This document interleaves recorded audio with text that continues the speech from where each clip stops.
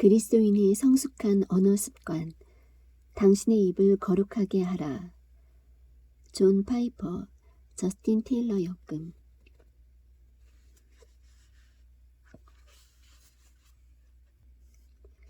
서문, 경건한 언어 습관. 우리는 말을 사용하여 생각하고 듣고 말하는 의사소통을 하며 노래를 비롯하여 감정을 표현한다. 또한 그 말들을 기록하고 읽는다. 항상 매일 그렇다. 그렇다면 말과 기독교는 어떤 관계가 있는 것일까?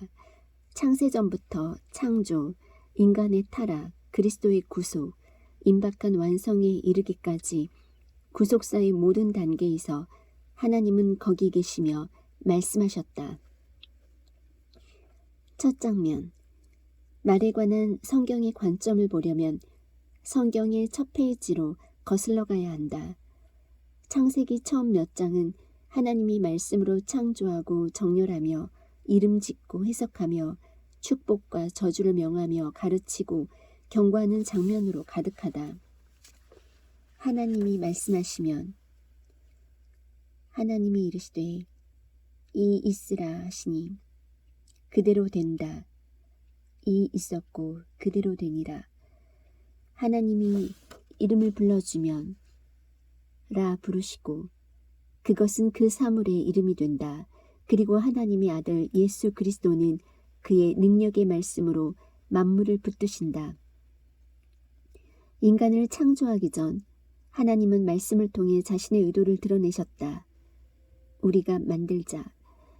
아담과 하와가 창조된 후 그들이 가장 먼저 접했던 경험도 말과 연관된다. 하나님으로부터 문화명령. 생육하고 번성하여 땅에 충만하라. 땅을 정복하라. 자유에 대한 설명. 내가 임의로 먹되 지켜야 할 것에 대한 경고. 먹지 말라를 들었던 것이다. 이때 사탄이 교활한 뱀의 모습으로 슬며시 끼어든다. 사탄이 가장 먼저 한 것도 그들에게 말을 건넨 것이다. 사탄의 악한 말은 하나님의 말씀을 의심하게 했다. 먼저는 의심의 씨를 뿌리고 하나님이 참으로 너희에게 먹지 말라 하시더냐. 다음 단계로 창조자가 실은 거짓말쟁이라며 노골적으로 비방한다. 너희가 결코 죽지 아니하리라. 아담과 하와는 사탄의 말을 듣고 하나님의 명령을 어긴다. 그러자 그들에게 두려움, 내가 두려워하여 두려움과 부끄러움, 숨었나이다. 부끄러움이 생겼고 핑계하기 시작했다. 하나님이 주셔서 나와 함께 있게 하신 여자 그가. 하나님은 타락한 아담과 하와에게 그들의 세상에 대해 설명하신다. 또한 처음으로 복음의 말씀을 주신다. 아들을 보내 원수의 머리를 부술 것을 예고하신 것이다. 예수 육신이 되신 말씀. 마침내 하나님의 아들이 신이자 인간으로서 인간 역사에 들어오신다. 그 아들은 하나님의 말씀으로 살고 하나님의 말씀을 지키며 하나님의 말씀을 전한다. 아버지께서 아들에게 말씀을 주셨고 아들은 그 말씀을 제자들에게 주셨으며 제자들은 그 말씀을 받았다. 예수님의 말씀은 예수님 자신과 분리되지 못한다. 따라서 그 말씀은 신적인 속성을 갖는다. 그리스도의 말씀을 부끄러워하면 그리스도를 부끄러워하는 것과 같은 것이다. 그리고 그 말씀은 영원하다. 천지는 없어져도 그리스도의 말씀은 없어지지 않는다. 또한 그리스도의 말씀에는 능력이 있다. 예수님은 말씀으로 귀신을 쫓아내셨으며 말씀으로 병자를 치유하셨다. 마지막으로 그 말씀은 영이요 생명이고 영생의 말씀이다. 그리스도와 연합하여 그리스도 안에 거하는 사람들 속에 거하는 생명이다. 따라서 예수님의 말씀을 듣고 지키는 자들만이 복을 받고 영생을 얻는다. 예수님의 말씀을 들은 사람들은 그분의 은혜로운 말씀에 놀랐으며 그분의 모든 말씀에 귀 기울였다. 그들은 그분의 말씀에서 특별한 권위를 보았다. 반면 책망을 받은 사람들도 있었다. 예수님은 말을 많이 하여야 들으실 줄 생각하고 중언부언하면서 기도하는 위선자들을 책망하셨다. 그리고 전통으로 하나님의 말씀을 폐하는 자들도 꾸짖으셨다. 이들의 마음에는 예수님의 말씀을 위한 자리가 없었다. 어떤 사람들은 예수님의 말씀을 거부했고 다른 사람들은 그분의 말씀을 듣기만 하고 행하지 않았다. 대적들은 그분의 말씀을 듣고는 어떻게 하면 예수의 말에 올무에 걸리게 할까 상의했다. 예수님은 말씀을 듣고서 어떻게 반응하는지에 따라 구원과 형벌 어느 쪽에 서게 될지 결정된다고 경고하셨다.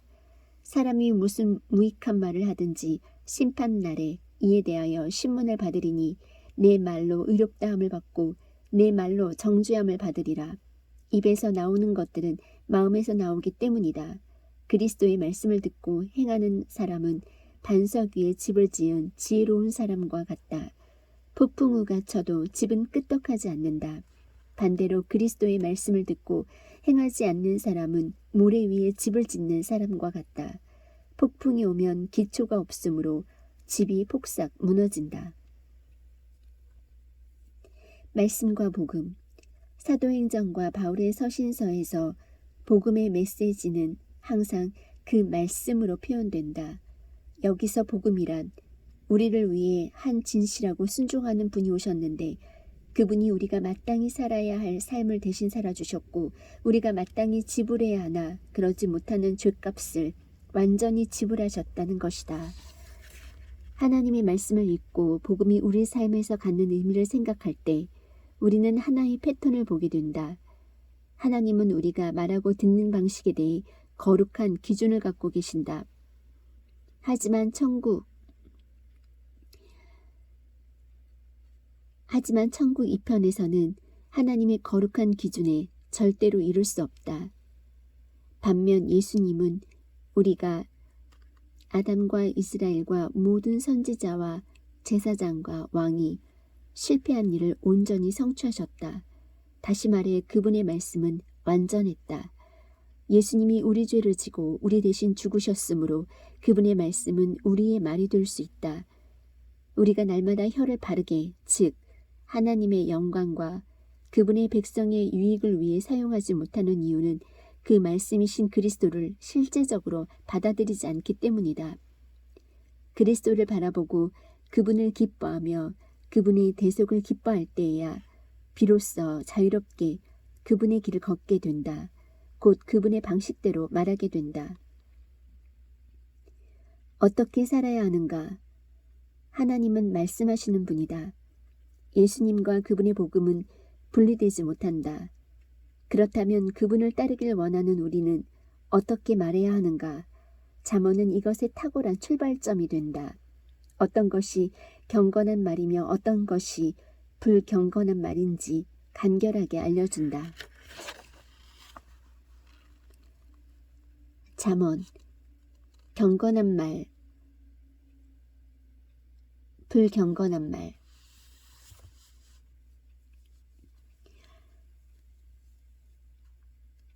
잠언 10장 32절.